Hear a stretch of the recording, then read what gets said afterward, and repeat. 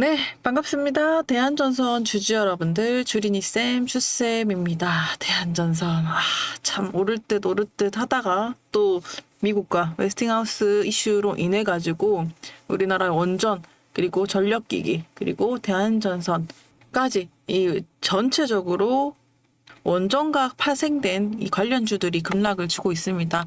그에 따라서 대한전선까지 이 여파가 미치고 있죠. 그러면서 대한전선이 오늘 장중에 마이너스 4%까지 하회하고 있는 그림입니다. 여러분들이 가장 궁금해 하실 만한 부분, 추가 하락이 이어지는가요? 아니면 반등이 좀 나오는가요? 전반적으로 오늘은 웨스팅하우스와 관련된 내용도 살펴드리고요.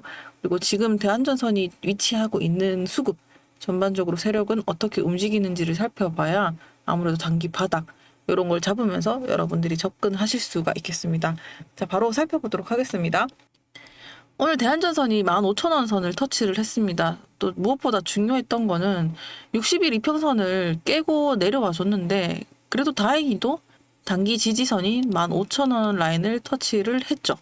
자, 이러다 보면서 결국에 왜 빠졌는가? 아무래도 웨스팅하우스와 관련된 이유 첫 번째, 그리고 두 번째, 다행인 건 우리나라 증시 전체가 빠지면서 지수가 빠지면서 대량 매도가 조금 나오게 됐습니다. 그래서 지수가 빠지면서 하락을 했기 때문에 만약에 지수가 회복세를 나와주면 대한전선도 거기서 이제 하락세를 멈출 수 있는데 어쨌든 가장 큰 요인은 지수가 빠지는 게 대한전선에도 영향을 미쳤습니다.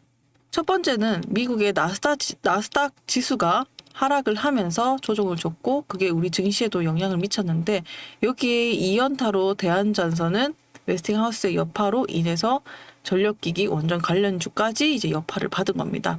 그러면 뒤집어서 이렇게 얘기를 할 수가 있죠. 전체적으로 여러분들이 보시면 여기서 그러니까 긍정적으로 해석할 수 있는 거 15,000원에서 긍정적으로 볼 수 있는 거는 지금 두산 에너빌리티, 그리고 BHI, 나머지 원전 관련 G2파워, 원전 관련주들이 빠질 만큼 다 오고 60일 이평선은 대부분 깨고 내려왔습니다. 그런데 이제 대한전선도 나름대로 이제 걸쳐서 자리를 지켜주고 있는 모습이죠. 그러면 여기서 중요한 건 뭐냐? 보조지표를 통해서 과매도권에 왔는가를 살펴봐야 되는데 RSI와 CCI가 전체적으로 과매도권에 왔습니다. 그러니까 우리가 생각하는 바닥권까지 계속 가고 있다라는 건데 그래서 여기서 15,000원에서 멈추나요? 라고 질문을 했을 때는 아직까지 그 흐름은 좀 보이지 않는다. 왜? 이 보시면 보조지표가 계속 하락을 하고 있죠. 이 방향을 틀어야 되는데 거의 바닥권까지 왔으면 거의 끝물까지 왔어라는 신호는 보내주고 있어요. 그런데 아직까지 그 바닥이 어딘지는 몰라라고 하기 때문에 조금의 더 조정은 있을 수도 있다라고 보조지표가 알려주고 있는 것 같습니다. 근데 무엇보다도 이건 어디까지나 보조지표지 여러분들이 투자하시는데 참고지표로 사용해야지 여기에 맹신을 하면 안 됩니다. 이러다가도 갑자기 또 올라갈 것 같다가도 음봉을 주죠. 이게 그만큼 수급의 중요성과 이슈의 중요성이 중요하다. 그래서 우리는 주어진 상황에 대응을 잘 하셔야 된다 이렇게 말씀을 드리고요. 그래서 일단 지금 흐름을 봤을 때는 약간의 조정이 있을 수 있다 이렇게 보조지표가 얘기를 해주고 있는 것 같습니다. 그러면 긍정적으로 조금 생각해 볼 것은 무엇이냐. 지금 대한전선 주가에서 보면 외인들이 계속 매수를 해주고 있다는 건 굉장히 또 중요한 의미인 것 같아요. 물론 소액이긴 하지. 뒤집어서 얘기해 볼까요? 오늘 코스피 지수가 전체적으로 하락을 하고 있는데 외국인이 들어와주고 있습니다. 빠질 만큼 빠진 라인에서 매수가 들어온다라는 거는 얘네들이 생각했을 때 좀 저점 매수 아니야? 라고 인식을 좀 하고 있는 것 같다. 그래서 이런 부분은 긍정적이나 이 흐름을 돌리려면 조금 더 많은 수급이 들어와야 된다. 그리고 보조지표에서도 약간의 하락은 더 있을 수 있어. 이렇게 나타내주고 있죠. 그러면 주린이쌤 정확하게 타점을 좀 잡아주세요. 지금은 대한전선 제가 미리 좀 저희한테 문자를 보내주셨던 분들한테는 제가 실시간으로 좀 대응할 수 있게끔 문자를 드렸죠.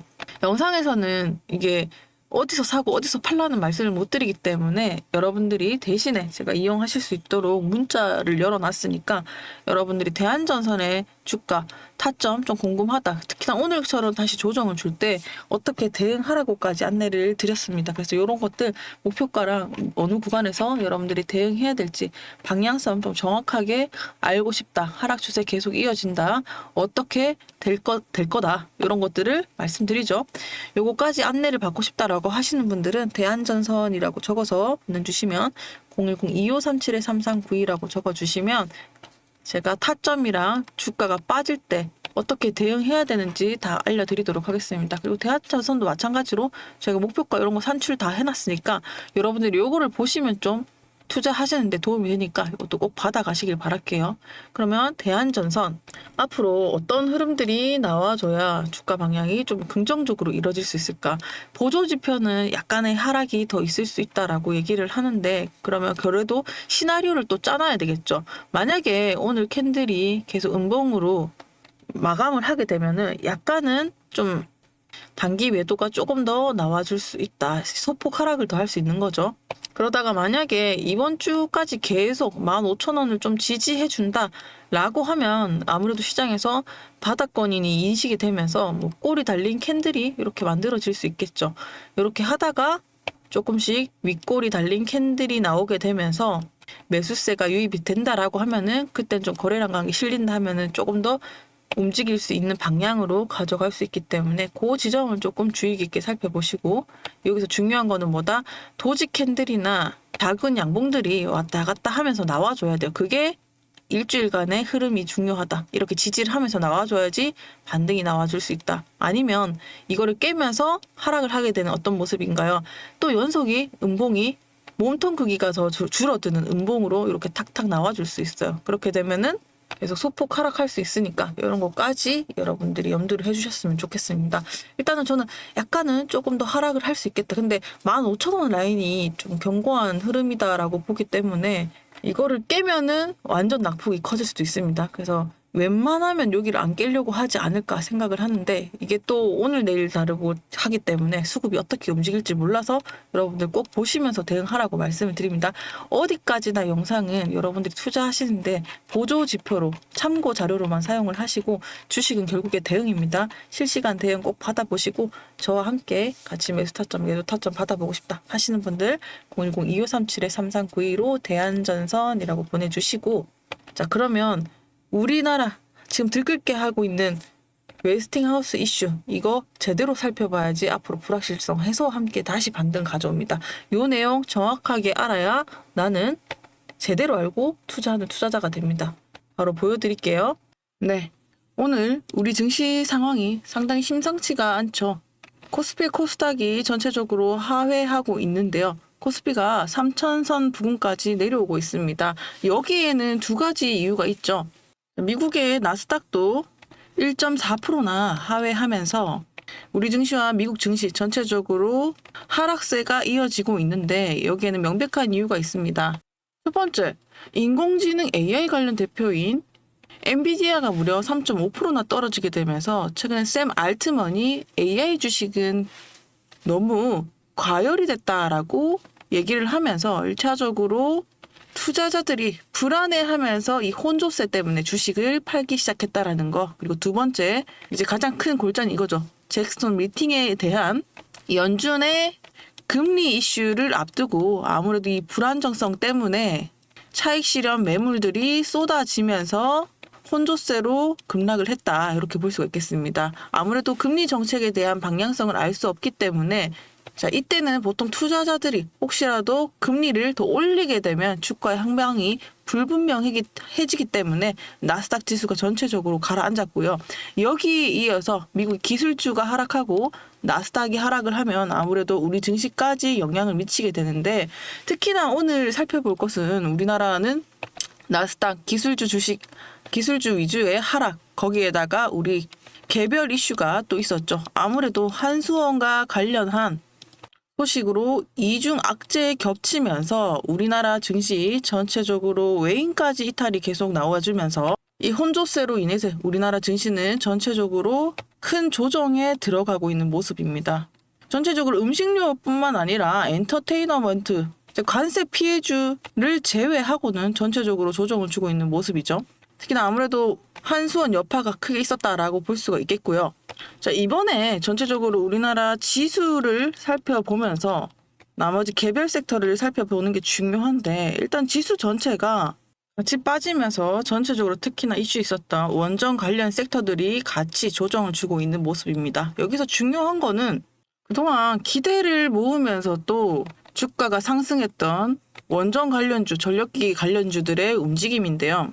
일단 첫 번째, 제가 오늘 말씀드리고 싶은 부분은 우리 증시가 전체적으로 나스닥 기술주 조정으로 인해서 변동성 때문에 더해지면서 우리 증시까지 빠지는 모습을 보여줍니다. 그러면서 최근에 원전, 전력기기 관련주들이 우리나라 증시를 이끌었던 만큼 지금 한수원과 관련된 이슈, 이거 정확하게 살펴보면서 이 구간, 우리나라 증시가 빠지는 것과 함께 별개로 이 조정, 이 사안 도대체 핵심은 무엇이고 이 여파가 우리한테 어느 정도까지 미치는지 정확하게 파악을 하고 그것을 확인하면서 이 구간이 저가 매수세인지 앞으로 주가 향방에 미칠 수 있는 요인들을 좀 요목조목 정리를 하면서 애매모호한 흐름들을 좀 짚어드리도록 하겠습니다. 자, 이해되셨죠? 앞부분은 우리나라 증시 때문에 전체적으로 조정을 주고 있으나 그럼에도 불구하고 전력기기, 원전 관련주들이 우리나라 증시를 이끌었던 만큼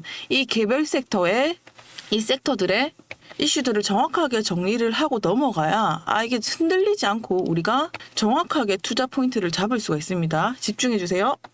지금 논란이 되고 있는 포인트, 도대체 무슨 일이 벌어졌는가인데요. 올해 1월에 한수원과 한전이 웨스팅하우스 간의 지적재산권 분쟁을 종결했다라는 소식을 들은 바 있으시죠. 그러면서 이제 두산에너빌리티가 2월부터 주가가 움직이기 시작을 했습니다. 어쨌든 비공개 합의가 있었고 그 조항의 일부가 보도로 노출이 되면서 이것이 다시 논란이 됐습니다. 근데 이번에 중요한 혹시는 뭐냐, 이 보도에 따르면 이게 북미와 유럽 원전이 사실상 포기 수준으로 드러나게 되면서 이 파장이 일파만파 번지게 됐는데 여기서 중요한 거는 바로 이것 때문입니다. 제가 내용을 간략하게 정리를 해왔는데 이 계약 기간이 50년이라는 거, 이거 좀 찝찝하지 않나요? 그러니까 원전이 한 개당 웨스팅하우스에 약속한 금액 그리고 50년이라는 기간 동안 보시는 것처럼 이 파장은 여기에 있습니다. 50년 동안 한 기마다 9천억 원이라는 규모의 일감을 제공하게 되는데 여기에 로열티까지 2,400억 원을 지급을 하게 됩니다. 그런데 여기서 문제가 되는 거는 소형 모듈 원전을 수출을 하려면 이 반드시 웨스팅하우스의 기술 검증을 받아야 되는데, 자, 여러모로 우리가 뻗어나가려고 했던 국가들의 제약이 걸리게 되는 데다가 거기다가 기술 검증까지 받아야 되니까 사실 팔다리가 잘리는 셈이다라고 볼 수가 있죠. 자, 그러면 이쯤에서 우리가 궁금한 것은 왜 갑자기 이런 일이 생겼냐라는 건데, 바로 우리나라는요, 원전 건설 단가가 미국과 프랑스보다 훨씬 저렴합니다. 자, 그러니까 누가 봐도 우리의 판이 될 수 있었다라는 건데, 당연히 이 견제를 위해서 프랑스와 미국이 가만히 있지 않겠죠. 정상대로 입찰을 하면 당연히 우리나라가 이길 수밖에 없는 게임이다 보니까 미국에서 압박을 넣은 거예요. 그러니까 딴지를 계속 거는 거죠. 그렇게 되면서 이렇게 강제로 불합리한 합의를 하게 됩니다. 어떻게 딴지를 걸었냐. 미국은 우리나라 원전에 대해서 우리 기술이 포함이 됐다라고 압박을 했죠. 근데 결과적으로 우리나라가 밀렸어요. 수차례 소송전이 있었었는데 이 체코 수주 때 이 불확실성이 커지면서 우리나라가 실적 확보랑 분쟁 회피를 위해서 일단은 양보를 했는데 여기에서 이런 결과를 낳게 된 거죠. 특히나 SMR, 차세대 원전으로 주목받고 있는 SMR이 수출할 때 미국의 승인권을 지게 되면 한마디로 이런 거죠. 미국이 따놓은 수주를 우리가 하청처럼 받아서 하는 형태로 되는 거예요. 그렇게 되면 어떻게 되겠어요? 당연히 유럽과 북미, 일본 시장이 진입이 또 어려워지고 우리나라 기업들은 미국의 하청 형태로 참여하게 되는 구조가 되면서 결국에 이 주도권은 미국이 다 가져가고 우리나라는 그냥 하청 역할을 하면서 경쟁 우위에서 밀려나게 되는 구조를 가지게 되는 거죠. 자, 그러면 상황이 이렇게 됐으니 지금 상황들을 어떻게 해석을 하는가?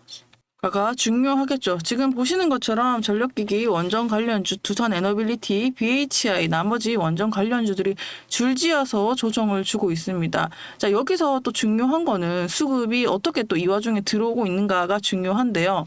일단 전체적으로 봤을 때 LS 일렉트릭, 두산 에너빌리티를 포함해서 조금 또 희망적으로 볼 수 있는 거, 이렇게 급락과 조정을 주고 있는데 개인들이 이탈하는 가운데 외인은 이 저가 매수세로 좀 유입이 되고 있다라는 거는 긍정적이다라고 볼 수가 있겠습니다. 그래서 일단은 좀 바닥을 다지는 걸 보면서 나머지 BHI도 외국인의 매수세 계속 들어오고 있죠. 저점 매수라는 인식 때문에 조금씩 들어오고 있는 것 같은데 일단은 우리는 이렇게 하자. 단기적으로는 이렇게 생각을 할 수 있습니다. 단기적으로 한정 기술을 포함해서 급락을 줬는데 그럼에도 불구하고 오늘자 움직임에서 외인은 좀 매수세가 들어오고 있다. 그러면 저가 매수세라는 유입이 되고 있고 그리고 투자 관점에서는 우리가 어떻게 해야 하는가. 단기적으로는 조정이 불가피하니까 추가 매도세, 개인이 물량을 던지게 되면은 이 바닥 주가는 충분히 흘러내릴 수 있어요. 외인이 들어온다라고 하는 건 희망적이지만 전체적인 수급과 프로그램 매매가 던지게 나오게 되면 조정이 나올 수 있으니까